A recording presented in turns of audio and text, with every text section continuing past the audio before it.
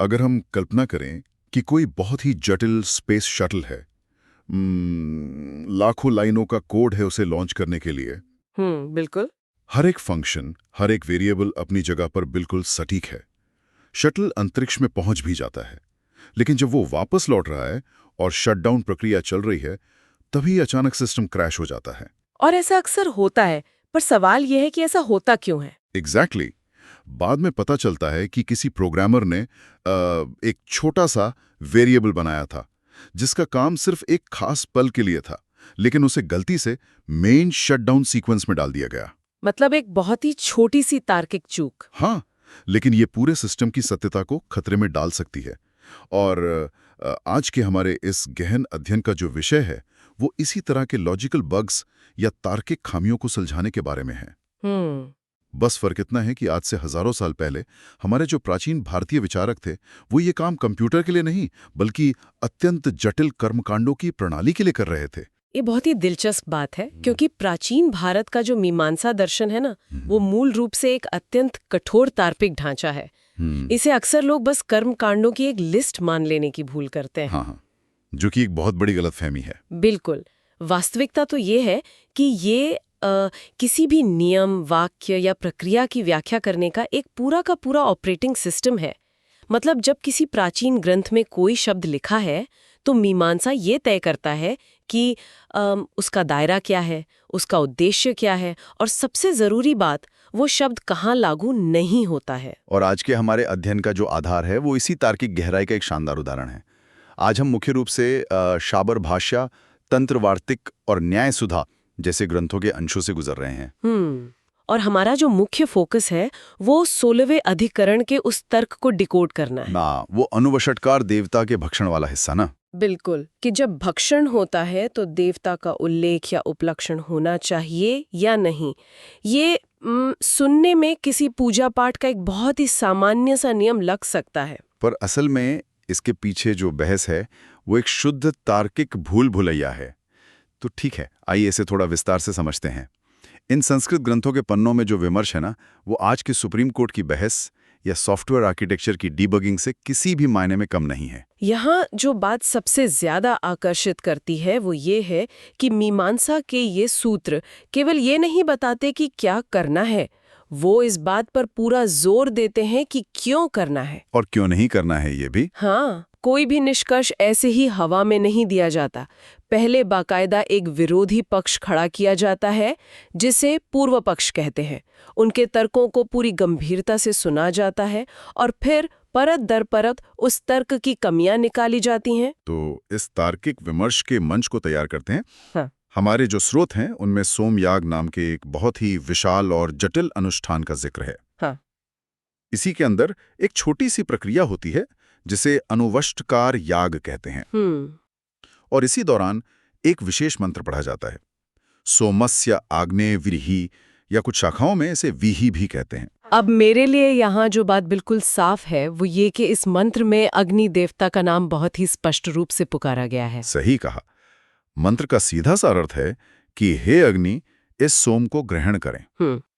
यहाँ अग्नि देवता के रूप में स्थापित हैं और उन्हें आहुति दी जा रही है। ये तो इस प्रक्रिया का पहला हिस्सा हो गया, लेकिन असली विवाद तो इसके बाद शुरू होता है ना। बिल्कुल, आहुति देने के बाद उस पात्र में कुछ सोमरस बच जाता है और अनुष्ठान का नियम कहता है कि उसे व्यर्थ नहीं जाने देना है, उसका भक्षण करना है, यानी जो पुरोहित है वो उसे पीते हैं। और यहीं पर मीमांसा के विचारकों के सामने वो दिलचस्प सवाल आकर खड़ा हो जाता है। सवाल ये है कि जब कोई पुरोहित उस बचे हुए सोमरस को पी रहा है तो क्या उसे मानसिक या वाचिक रूप से अग्नि देवता का स्मरण करना चाहिए? क्या अग्नि का उपलक्षण होना चाहिए? हाँ, तो मीमांसा की कार्य प्रणाली के अनुसार पहले पूर्व पक्ष को सामने रखा जाता है। तंत्र वार्तिक और शाबर भाष्य में इस पूर्व पक्ष के तर्क को बहुत मजबूती से प्रस्तुत किया गया है। तो पूर्व पक्षी का क्या कहना है? उनका कहना है कि चूंकि मंत्र में अग्नि का नाम स्पष्ट रूप से पुकारा गया है, इसलिए वे निश्चित रूप से देवता हैं। और उनका तर्क है कि अगर वे देवता हैं तो भक्षण के समय उनका नाम लेना ही चाहिए। अगर मैं इसे एक आज के उदाहरण से समझाऊं, हाँ। मान लीजिए कोई बड़ा प्रोजेक्ट चल रहा है। हाँ। और किसी वेंडर ने उस प्रोजेक्ट में कोई खास सर्विस दी है। हाँ। इनवॉइस पर उसका नाम है। एग्जैक्टली तो पूर्वक्षी का तर्क कुछ ऐसा ही है कि जब प्रोजेक्ट का फाइनल ऑडिट हो रहा हो या क्लोजर रिपोर्ट बन रही हो तो उस वेंडर का नाम तो आना ही चाहिए ना, क्योंकि जो चीज़ लिखित में है उसे आप अचानक से गायब कैसे कर सकते हैं। पूर्वक्षी का तर्क पूरी तरह से इस शाब्दिक प्रमाण पर टिका है। उनका मानना है कि जब मंत्र ही गवाह है कि आहुति अग्नि को दी गई है, तो जो द्रव्य बचा है वो भी तो अग्नि का ही बचा हुआ हिस्सा है। तो फिर अग्नि को इस क्रेडिट से बाहर क्यों रखा जाए? हाँ, इसलिए भक्षण करते समय अग्नि का उल्लेख न करना श्रुति का अपमान होगा। ये तर्क सतह पर इतना मजबूत लगता है कि पहली नजर में कोई भी इसे मान ले। लेकिन मीमांसा तो सतह पर रुकने वाला दर्शन नहीं है, वो इस तर्क को स्वीकार नहीं करता। शाबर भाष्य का जो सिद्धांत है वो बहुत स्पष्ट शब्दों में कहता है, अनुवषटकार देवता नोपलक्षयितव्या। मतलब अनुवषटकार के इस भक्षण स्थल में अग्नि का उल्लेख बिल्कुल नहीं किया जाएगा। हाँ। अगर हम इसे व्यापक संदर्भ में देखें तो हमें मीमांसा के पूरे वास्तुशिल्प को समझना होगा। मैं समझाती हूँ। इस निष्कर्ष तक पहुंचने के लिए महर्षि शबर ने प्रकृति और विकृति के अत्यंत महत्वपूर्ण नियम का सहारा लिया है। अच्छा, प्रकृति और विकृति। वैसे तो हम रोजमर्रा की भाषा में प्रकृति का मतलब नेचर से निकालते हैं, लेकिन यहाँ इसका मतलब कुछ तकनीकी है, राइट? बिल्कुल। मीमांसा में प्रकृति का अर्थ है मूल ढांचा या कह लें बेस मॉडल, वो मुख्य अनुष्ठान जिसके अपने स्वतंत्र नियम और मुख्य देवता होते हैं। और विकृति? दूसरी ओर विकृति उस बेस मॉडल का एक नया या संशोधित रूप है। मतलब वो अपने नियम खुद नहीं बनाती, बल्कि अपनी प्रकृति से ही सारे बुनियादी नियम उधार लेती है। ओके। तो ये जो अनुवषटकार है, ये खुद में कोई ओरिजिनल या स्वतंत्र याज्ञ नहीं है? नहीं, ये ऐन्द्र चमस नाम के एक मुख्य याग की विकृति है और उस प्रकृति यानी ऐन्द्र चमस के मुख्य देवता इंद्र हैं। अग्नि नहीं है। हाँ, अग्नि का वहां कोई स्थान नहीं है। और मीमांसा का एक कठोर नियम है कि जो देवता मूल मॉडल का हिस्सा नहीं है, वो संशोधित मॉडल यानी विकृति का मुख्य उद्देश्य कैसे बन सकता है। अरे वाह, यहाँ बात सच में बहुत दिलचस्प हो जाती है। अगर मैं वापस अपने उस स्पेस शटल या कोडिंग वाले उदाहरण पर जाऊं, हाँ, वो एनालॉजियां बहुत सटीक बैठती है। तो ये बिल्कुल वैसा ही है कि हमारे पास एक बहुत बड़ा बेस कोड है जिसे हम प्रकृति कह रहे हैं। उसमें जो प्राइमरी वेरिएबल है वो इंद्र है। अब हमने एक नया फीचर जोड़ने के लिए कोड को क्लोन किया जो विकृति है, और उस क्लोन में हमने एक बहुत ही छोटे से काम के लिए एक लोकल वेरिएबल बना दिया जिसका नाम रखा अग्नि, जो सिर्फ एक लाइन के लिए एक्टिव होता है। एग्जैक्टली। सिर्फ उस एक मंत्र की आहुति के लिए। लेकिन जब वो पूरा कोड रन होके फाइनल क्लोजर पर आता है, यानी जब बचा हुआ द्रव्य पिया जा रहा है, तो पूर्व पक्षी कह रहा है कि उस लोकल वेरिएबल को पूरे सिस्टम के फाइनल आउटपुट में कॉल कर लिया जाए, जो कि किसी भी सुरक्षित सिस्टम डिजाइन के एकदम खिलाफ है। मतलब जिस वेरिएबल का स्कोप एक फंक्शन तक सीमित था, उसे ग्लोबल मान लेना तो सिस्टम क्रैश कर देगा ना। हाँ, अग्नि का काम तो सिर्फ आहुति तक सीमित था। बिल्कुल, आहुति पूरी हुई, अग्नि का कार्यक्षेत्र खत्म हो गया। लॉजिक तो बहुत ही सॉलिड है, पर पूर्व पक्षी शायद यहाँ फिर से अड़ जाएं कि भले ही वो लोकल वेरिएबल हो, लेकिन द्रव्य तो उसी का बचा हुआ है ना, उसे पुकारना ही चाहिए। और यहीं पर हमारा जो तीसरा स्रोत है, न्याय सुधा, वो एक बहुत ही गहरी अवधारणा लेकर आता है। वो इस भक्षण की पूरी प्रक्रिया पर ही सवाल उठा देता है। अच्छा, कैसे? न्याय सुधा इसे अर्थ कर्म और प्रतिपत्ति कर्म के बीच के अंतर से समझाता है। अर्थ कर्म और प्रतिपत्ति कर्म। तो अर्थ कर्म से मतलब वो काम जो कोई मुख्य उद्देश्य पूरा करता हो। हाँ, अर्थ कर्म का तात्पर्य उस कार्य से है जिससे कोई मुख्य फल उत्पन्न होता है। जब मंत्र पढ़कर आहुति दी जा रही थी, वो अर्थ कर्म था। और आहुति के बाद जो सोमरस बच गया, अब उसे ऐसे ही तो फेंका नहीं जा सकता, तो उसे सम्मान पूर्वक ठिकाने लगाने की जो प्रक्रिया होती है, उसे प्रतिपत्ति कर्म कहते हैं। ओहो, तो मतलब ये सोमरस पीना कोई नई पूजा या नया याग नहीं है, ये तो सिर्फ एक गार्बेज कलेक्शन या बची हुई चीजों को ठिकाने लगाने की एक प्रोसेस है। तकनीकी रूप से देखा जाए तो हाँ, यही इसका कार्य है। प्रतिपत्ति कर्म का एकमात्र उद्देश्य उस बचे हुए द्रव्य का निस्तारण करना है। न्याय सुधा का तर्क है कि भक्षण द्रव्य के लिए किया जा रहा है, देवता के लिए नहीं। तो जब भक्षण का देवता से सीधा कोई संबंधी नहीं है, तो देवता को बीच में खींचकर लाना पूरी तरह से अतार्किक है। बिल्कुल, देवता का कार्य आहुति के साथ ही पूर्ण हो चुका है। ये तो एकदम विभाजक रेखा खींचने वाली बात हो गई। मतलब अगर हम इसे आम जिंदगी से जोड़ें, जैसे भूख मिटाने के लिए खाना खाना अर्थ कर्म है, और खाने के बाद जो जूठी प्लेट धोनी है वो प्रतिपत्ति कर्म है। बहुत बढ़िया उदाहरण है। पेट धोते समय हमें ये सोचने की या गुणगान करने की जरूरत नहीं है कि खाना किसने पकाया था, क्योंकि हमारा मुख्य फोकस सिर्फ प्लेट साफ करने पर है। पूर्व पक्षी बस उस प्लेट धोने को ही मुख्य पूजा मान बैठा था। और मीमांसा में इस तरह के भ्रम को दूर करना बहुत आवश्यक है।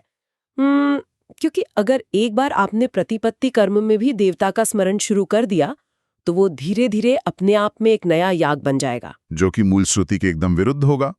और मुझे प्राचीन ग्रंथों की एक और बात बहुत कमाल की लगती है। वो क्या? वो सिर्फ थ्योरी देकर नहीं छोड़ते, वो ऐसे उदाहरण देते हैं जो एकदम शीशे की तरह साफ होते हैं। हमारे आज के स्रोत में भी एक ऐसा ही मास्टर स्ट्रोक मौजूद है। महर्षि जैमिनी का सूत्र है 3-2-38, वषट्कारश्च कर्तृवत्।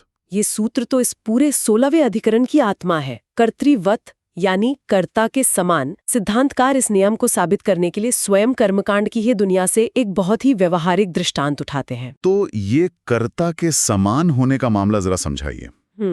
उसी यज्ञ मंडप में चलते हैं जहां ये सोमयाग हो रहा है। राइट। वहां एक से ज्यादा पुरोहित होते हैं, राइट? बिल्कुल। अनुष्ठान में कई ऋत्विज होते हैं, जैसे होता, अध्वर्यु वगैरह। अब मान लीजिए मुख्य इंद्रियाग चल रहा है। होता नामक पुरोहित अपना कार्य करता है और सबसे पहले सोमरस पीता है। ठीक है।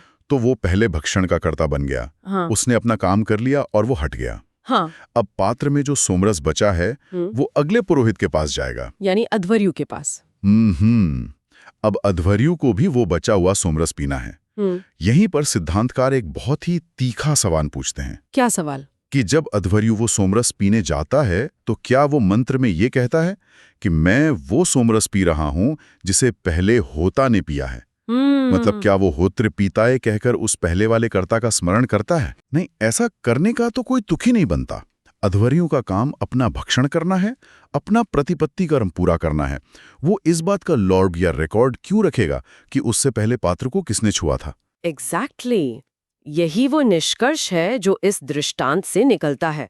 अध्वर्यु अपना काम कर रहा है, उसे पहले वाले कर्ता यानी होता से कोई लेना देना नहीं है। भले ही पहले वाले कर्ता ने उस द्रव्य को छुआ हो। हाँ, लेकिन दूसरे व्यक्ति के भक्षण के समय पहले कर्ता का उपलक्षण नहीं किया जाता, उसका उल्लेख अनावश्यक है। अब गड़ियां पूरी तरह से जुड़ रही हैं। तो भाष्यकार ये कह रहे हैं कि जिस तरह भक्षण करते समय पहले वाले कर्ता का उल्लेख नहीं होता क्योंकि वो अप्रासंगिक हो चुका है, ठीक उसी तरह अनुवषट्कार के भक्षण के समय उस देवता यानी अग्नि का भी उल्लेख नहीं किया जाएगा जिसे थोड़ी देर पहले आहुति दी गई थी। यथा कर्ता नोपलक्ष्यते एवमेवानुवषट्कार देवतापि। मतलब जैसे कर्ता अप्रासंगिक है वैसे ही वो देवता भी अब इस नई निस्तारण प्रक्रिया के लिए अप्रासंगिक है। दोनों ही अब डिस्पोजर के लिए गैर जरूरी हैं। ये पंक्ति इस पूरी बहस को एक गणितीय समीकरण की तरह सिद्ध कर देती है। जिस तरह ए का कोई प्रभाव बी पर नहीं है, उसी तरह सी का भी कोई प्रभाव बी पर नहीं होगा। तो इस सब का असल में क्या मतलब है? अगर हम इन यज्ञ मंडपों, होता, अध्वर्यु और संस्कृत के पन्नों से बाहर आएं, तो आज के आधुनिक युग में इस पूरी बहस का क्या सार है? आप ही बताइए, आपको क्या लगता है? मुझे लगता है ये एक बहुत ही बुनियादी सिद्धांत की ओर इशारा करता है, सिस्टम की अखंडता या सिस्टम इंटीग्रिटी। किसी भी जटिल प्रक्रिया के अंत में हमें अनावश्यक विवरणों में उलझकर मूल उद्देश्य को नहीं भूलना चाहिए। एकदम सही बात है। जो चीज सेकेंडरी है, जैसे कोई लोकल वेरिएबल, उसे अंतिम क्लोजर रिपोर्ट में मुख्य बिंदु नहीं बनाना चाहिए। ऐसा करने से सिस्टम कंफ्यूज होता है। और ये एक बहुत ही महत्वपूर्ण प्रश्न खड़ा करता है। ये दिखाता है कि प्राचीन भारत के उन विचारकों के दिमाग कैसे काम करते थे। उन्होंने नियमों, अपवादों और मूल सिद्धांतों के बीच जो सीमाएं खींची थी वो कितनी अभेद्य थीं।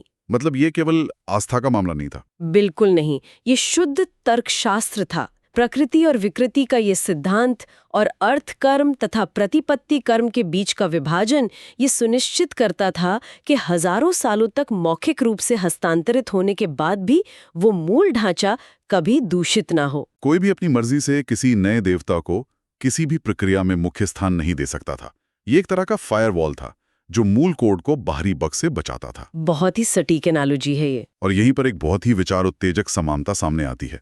यदि 2000 साल पहले बिना किसी कंप्यूटर के इस बात की इतनी बारीक जांच हो सकती थी कि एक प्रक्रिया से दूसरी प्रक्रिया में कौन सा डेटा पास नहीं होना चाहिए, तो आज की प्रणालियों की स्थिति क्या है? ये सोचने वाली बात है। आज के समय में आर्टिफिशियल इंटेलिजेंस या मशीन लर्निंग जैसी प्रणालियां हमारे जीवन को चला रही हैं। उनके जो डीप लर्निंग के विशाल न्यूरल नेटवर्क्स हैं, वो बिल्कुल इसी प्रकृति और विकृति के सिद्धांत पर काम करते हैं। वो कैसे? उनके पास एक बेस मॉडल या फाउंडेशनल मॉडल होता है जो उनकी प्रकृति है, और फिर हम उन्हें नए डेटा के साथ फाइन ट्यून करते हैं जो उनकी विकृति है। अच्छा, हाँ।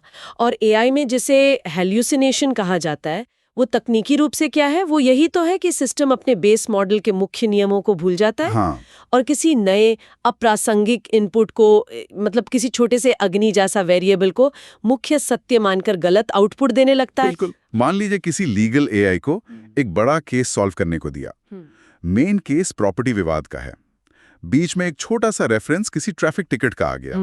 अगर एआई उस ट्रैफिक टिकट को ही फाइनल फैसले का मुख्य आधार बना दे तो पूरा लीगल आउटपुट क्रैश हो जाएगा।